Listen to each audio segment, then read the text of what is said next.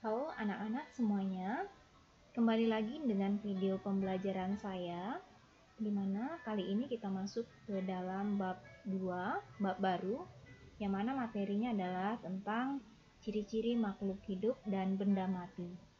Oke, langsung saja, apa saja yang akan kita bahas? Nah, di sini tujuan dari kita membahas pada materi kali ini adalah di mana setelah kalian mempelajari topik berikut ini, kalian diharapkan dapat membedakan makhluk dan benda tak hidup. Oke, yang kedua adalah dapat menyelidiki ciri-ciri makhluk hidup. Oke, langsung saja. Yang pertama yang kita bahas di sini adalah langsung kepada 8 ciri-ciri yang membedakan antara makhluk hidup dan benda tak hidup. Jadi bedanya makhluk hidup dan benda tak hidup. Oke, langsung saja. Yang pertama adalah bergerak. Oke, makhluk hidup itu ciri-ciri yang pertama adalah bergerak. Berarti kalau benda yang tak hidup dia tidak bergerak. Oke, maksudnya bergerak itu bagaimana? Seperti yang kita tahu bahwa manusia, hewan itu dapat bergerak dan dapat kita amati pergerakannya secara langsung. Ya, misalnya kuda berlari, burung terbang, ikan berenang, dan gerakan-gerakan yang seperti ini disebut dengan gerakan aktif. Oke, kita tandain dulu ya.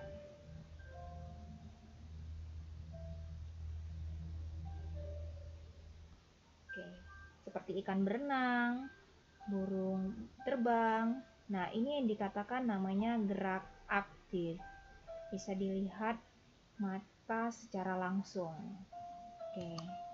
Nah, pada dasarnya makhluk hewan ya yang ada di darat, makhluk hidup yang ada di darat, bukan hanya hewan saja, pada dasarnya dia bergeraknya menggunakan kaki atau tangan. Tapi ada juga yang menggunakan badan, tubuhnya sendiri. Ya, seperti cacing dan ular, seperti itu. Oke. Kemudian kalau di udara kecenderungan adalah makhluk hidup ini menggunakan sayap ya untuk bergerak seperti terbang ya. Seperti burung ya, itu bergerak itu menggunakan sayap. Oke. Kalau di air kecenderungan hewan itu bergerak menggunakan sirip atau ekor. Nah, mereka menggunakan alat untuk bergerak itu seperti sirip dan ekor. Nah, itu tadi contoh dari hewan ya. Hewan. Kemudian kalau pada tumbuhan pada dasarnya dia juga melakukan pergerakan. Tumbuhan termasuk makhluk hidup. Nah, dia juga dapat bergerak, namun kalau pada tumbuhan, gerakan pada tumbuhan itu akan lebih sulit untuk diamati. Nah, karena gerakan pada tumbuhan hanya terjadi pada bagian tertentu saja. Oke, kita tandain ya. Hanya pada bagian gerak tumbuhan hanya terjadi pada bagian tertentu saja. Oke, dan sangat terbatas. Nah, gerakan yang seperti ini yang terjadi pada bagian tertentu saja dan sangat terbatas itu disebut dengan gerakan pasif. Nah, contohnya itu pada tumbuhan seperti kita tahu bahwa tumbuhan seperti tumbuhan kecambah seperti ini. Nah, dia akan bergerak tumbuh itu ke arah matahari yang jumlah mataharinya lebih banyak. Nah, gerakan yang seperti inilah yang terlihat pada tumbuhan. Gerakan ujung batang dan daun pada tumbuhan ke arah sumber cahaya. Nah, inilah contoh dari tumbuhan tersebut bahwa mengalami dapat bergerak seperti itu. Oke, kemudian, nah tumbuhan yang dapat melilit seperti tumbuhan sirih seperti itu. Nah, gerakan pada ujung sulur tumbuhan yang melilit kayu juga merupakan contoh gerak pada tumbuhan. Jadi, tumbuhan yang dapat melilit ke batang kayu itu adalah contoh dari bahwa tumbuhan tersebut dapat bergerak. Oke. Kemudian, nah, pernah melihat bunga pukul 4. Nah, bunga pukul 4 ini dia akan mekar pada saat pukul 4. Nah, pada saat dia mekar, inilah yang dikatakan merupakan salah satu contoh gerak pada tumbuhan. Mekarnya bunga pada pukul 4. Oke, tadi contoh dari makhluk hidup yang dikatakan bergerak. Oke, kemudian yang kedua, ya, bernapas atau nama lainnya adalah respirasi. Kita langsung saja. Nah, respirasi ini, kalau di daratan itu bernapas itu definisinya adalah proses memasukkan atau mengeluarkan gas ke dalam atau keluar alat pernapasan. Pada umumnya hewan yang ada di darat itu bernapas menggunakan paru-paru, namun ada lagi yang tidak menggunakan paru-paru atau sejenisnya. Nah, salah satu yang menggunakan paru-paru seperti yang kita tahu adalah manusia. Nah, pada saat kita menghembuskan nafas pada kaca, maka akan terlihat seperti embun-embun. Mungkin kalian pernah mendekati kaca, kemudian kalian bernafas, kemudian terbentuk embun-embun air seperti itu, embun. Nah, embun tersebut membuktikan bahwa pernapasan menghasilkan uap air. Nah, gas yang maksud uap air ini adalah gas lain dari pernapasan, adalah oksigen dan karbon dioksida. Gas lain dari pernapasan selain oksigen dan karbon dioksida, bahwa bernapas itu sendiri menghasilkan uap air. Kita tandain dulu ya. Pernapasan itu menghasilkan uap air juga. Selanjutnya, kalau di air, ciri bernapas pada hewan yang ada di air, dapat kita amati hewan atau tumbuhan ya, bisa juga. Nah, kalau hewan itu gerakan insang pada ikan. Saat insang bergerak, tidak kelihatan. Saat insang pada ikan bergerak, itu ada merupakan salah satu kegiatan di mana hewan tersebut melakukan pernapasan. Atau munculnya lumba-lumba ke permukaan air laut. Nah, pernah melihat lumba-lumba muncul ke permukaan air laut kan? Nah, ketika dia muncul ke permukaan air laut secara periodik, itu sebenarnya dia sedang mengambil oksigen, karena lumba-lumba menghirup oksigen. Adanya kemudian yang selanjutnya, kalau kalian pernah melihat ada gelembung-gelembung di air, menunjukkan terjadinya pernapasan pada hewan air lainnya. Gelembung-gelembung dari permukaan, dari dasar ke permukaan seperti itu. Nah, itu menunjukkan bahwa ada hewan yang ada di dalam air tersebut. Nah, seperti insang tadi ya, salah satunya tadi yang bernapas ikan, seperti ikan bernapas dengan insang. Insang ada di sini bagian ininya. Oke, selanjutnya adalah tumbuhan. Nah, kalau tumbuhan, khusus untuk tumbuhan ya, pernapasannya mungkin sulit untuk kita amati ya, karena alat pernapasan pada tumbuhan itu adalah stomata atau lentisel. Yang ada pada bagian batang.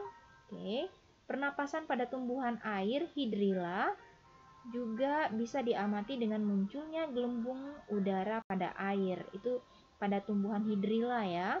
Dapat diamati dengan munculnya gelembung udara pada air, tumbuhan air. Bukti lain adalah apabila tumbuhan ditutupi plastik transparan. Pernah kalian menutupi tumbuhan dengan plastik transparan? Mungkin sekitar boleh semalaman, boleh juga. Maka pada plastik akan dapat kalian lihat atau teramati ada muncul uap air, embun. Nah, embun ini merupakan hasil pernapasan dari tumbuhan tersebut. Selanjutnya adalah yang ketiga. Yang ketiga dulu ya. Yang ketiga itu tumbuh. Nah, di sini tumbuh pada manusia dan hewan. Oke, proses pertumbuhan dapat diamati dari pertambahan ukuran seperti pertambahan tinggi, berat badan, besar volume tubuh. Nah, pokoknya pertambahan ukuran. Nah, kalau tinggi badan seseorang semakin tinggi itu berarti namanya tumbuh, ya, atau sedang mengalami pertumbuhan. Nah, berat badannya semakin naik berarti sedang mengalami pertumbuhan. Oke, selanjutnya sedangkan berkembang, beda ya berkembang sama pertumbuhan. Kalau berkembang ini adalah proses bertambah dewasa, seperti perubahan sikap atau perilaku. Jadi tidak terlihat ya, lebih kepada sikap dan perilaku. Itu namanya berkembang. Jadi berkembang tidak masuk ke dalam ciri-ciri makhluk hidup. Ditandai ya, berkembang tidak masuk ke dalam ciri-ciri makhluk hidup. Nah, seperti yang tadi, tumbuh itu adalah dari bayi sampai dia berumur 4 tahun, tentu lebih tinggi badannya juga.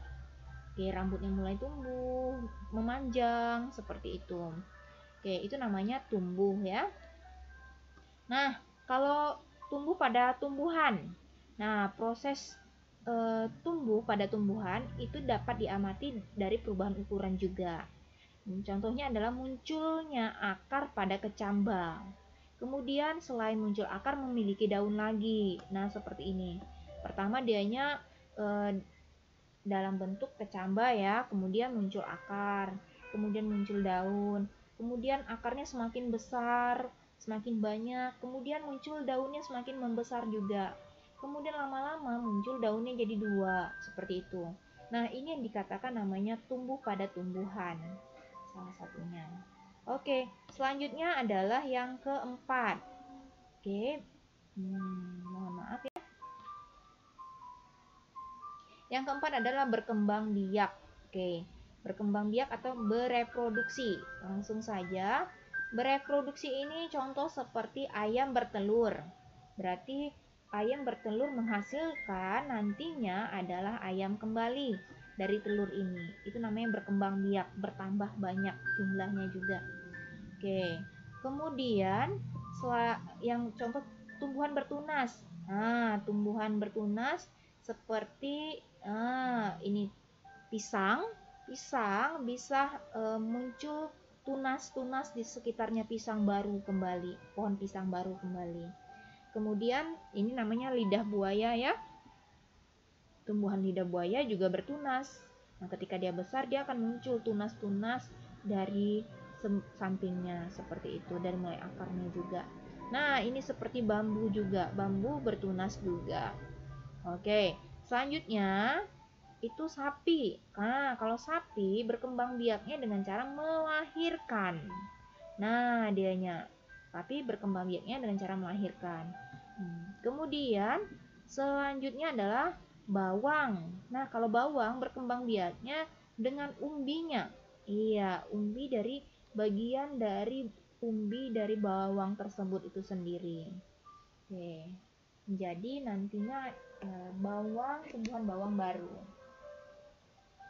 Oke, selanjutnya kita masuk ke yang kelima. Oke, peka terhadap rangsangan atau iritabilitas. Iritabilitas.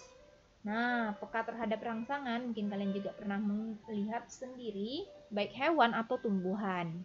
Oke, peka terhadap rangsangan dari luar. Itu baik hewan maupun tumbuhan memiliki kepekaan terhadap rangsangan dari luar. Rangsangan tersebut dapat berupa sentuhan ketika kita menyentuh, kemudian ada cahaya yang masuk pada mengenai benda tersebut, kemudian suhu dan lainnya. Nah, sehingga terjadi suatu perubahan pada makhluk hidup tersebut. Nah, contohnya nih ya, daun putri malu ya. Nama latinnya adalah Mimosa pudica. Akan menutup apabila mendapat rangsangan sentuhan. Ketika kita sentuh, secara otomatis dia akan menutup.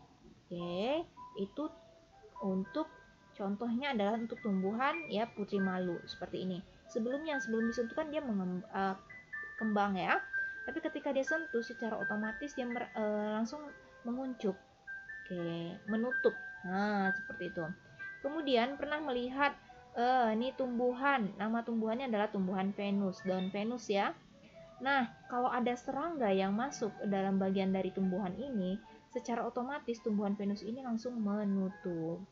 Oke. Nah, rangsangannya itu dari serangga itu sendiri. Ada rangsangan dari serangga bahwa dia merasakan ada serangga yang hinggap di bagian tumbuhan Venus tersebut. Oke, selanjutnya adalah kalau pada hewan. Pernah melihat hewan kaki seribu. Nah, yang seperti ini. Nah, kalau kalian sentuh di bagian tubuhnya, secara otomatis hewan kaki seribu ini langsung menggulungkan badannya. Oke, saat disentuh. Nah, kalau cacing kalian sentuh, dia akan bersembunyi ke bagian dalam tanah. Ya, di dalam tanah. Nah, selain saat bukan disentuh saja, tetapi saat udara panas. Oke. Selanjutnya adalah memerlukan makanan. Nah, setiap makhluk hidup itu memerlukan makanan, ciri-cirinya. Oke. Nah, salah satunya adalah seperti kalau manusia itu makan nasi ya. Nah, atau makan makanan yang hewan ataupun tumbuhan. Nah, seperti hewan atau manusia yang dapat memakan seperti makanan tumbuhan maupun hewan lain itu disebut dengan makhluk hidup heterotrof yang bisa memakan makanan yang berupa tumbuhan dan hewan lainnya, heterotrof. Nah, sedangkan tumbuhan yang dapat membuat makanannya sendiri, ya, memproduksi makanannya sendiri. Nah, melalui proses fotosintesis disebut autotrof, ya. Ini ditandain autotrof dengan heterotrof. Oke.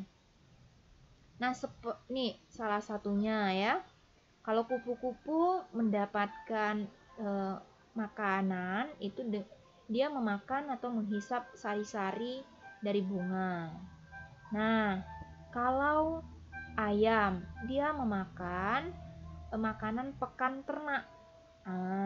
Sisa-sisa makanan yang masih memiliki kandungan gizi untuk hewan-hewan ini. Oke. Nah, selanjutnya seperti kuda. Ya. Kuda, kambing. Nah, kuda memakan rerumputan untuk bertahan hidup. Nah, dia memakan rerumputan. Oke, selanjutnya kita masuk ke ciri-ciri yang ke-7. Oke, mengeluarkan zat sisa atau ekskresi. Nah, mengeluarkan zat sisa atau ekskresi. Nah, seperti yang kita tahu, ekskresi itu pengertiannya adalah proses mengeluarkan zat sisa yang tidak diperlukan lagi oleh tubuh makhluk hidup. Nah, yang tidak diperlukan lagi sisa-sisanya dari tubuh kita. Nah, seperti keringat.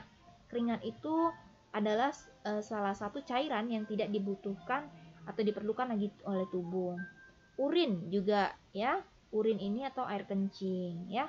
Bahasa biologinya adalah urin. Nah, feses ya, feses yang keluar dari feses itu kotoran kita. Oke. Kemudian karbon dioksida, ya, gas karbon dioksida yang kita keluarkan. Nah, ini adalah merupakan hasil dari ekskresi yang dikeluarkan oleh makhluk hidup. Oke. Nah, sedangkan pada tumbuhan proses ekskresi dapat diamati dengan terbentuknya butiran-butiran uap air. Nah, uap air yang tadi, yang kalau misalnya kalau kita bungkus tumbuhan tersebut satu malaman, maka di bagian plastiknya itu terdapat uap air. Uap air tersebut adalah hasil ekskresi dari tumbuhan. Ya, pada permukaan daun, bisa juga butiran-butiran air pada permukaan daun menghasilkan penguapan air yang terjadi pada bagian stomata daun. Oke. Selanjutnya, nah yang seperti ini. Ya, kalau kita plastikin. Kemudian pada pagi hari juga kalau kalian pernah menemukan itu di bagian bawah daun, permukaan daun akan ada uap air. Nah, itu merupakan adalah hasil dari ekskresi dari tumbuhan.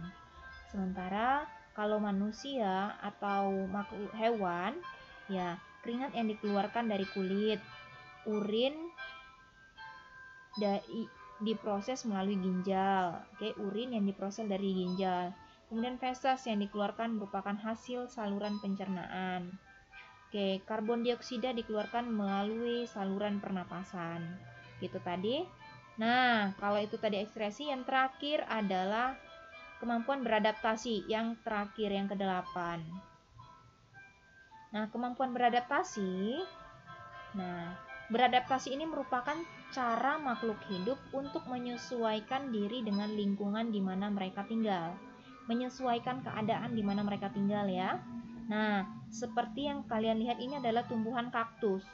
Nah, tumbuhan kaktus dapat hidup di tempat yang sangat kering. Oke. Nah, kaktus beradaptasinya bagaimana? Dengan akar yang panjang dan hampir tidak memiliki daun. Oke, akar yang panjang tersebutlah untuk mencari sumber air, ya, sumber air sehingga dia dapat bertahan di arena yang sangat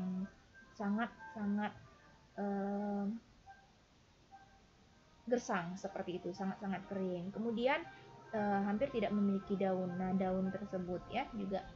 Kemudian, pernah lihat panda beruang kutub.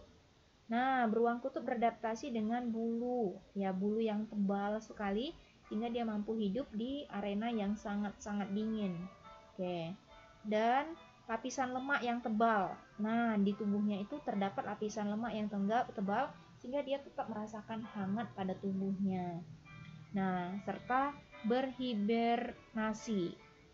Oke, kemudian bebek beradaptasi dengan kaki, memiliki selaput, ini selaputnya, untuk membantu berenang dan bergerak di air. Sehingga bebek ini juga mampu berenang di air, bukan hanya ikan saja, tapi dia mampu juga berenang di air karena ada selaput di bagian kakinya ini yang membantu dia bisa berenang. Nah, sehingga dia bisa beradaptasi di air, oke? Nah, itu salah satu, di tempat-tempat yang becek juga dia bisa beradaptasi, mampu hidup. Oke, itu tadi yang dikatakan kemampuan beradaptasi. Jadi, di sini ada 8 ciri-ciri dari makhluk hidup. Oke, silakan dipahami dengan baik-baik kembali. Nah, jika ada yang mau ditanyakan, Ibu sangat membuka ruang pertanyaan buat kalian. Dan terima kasih sudah melihat video ini dengan baik. Sampai jumpa di video pembelajaran berikutnya. Terima kasih.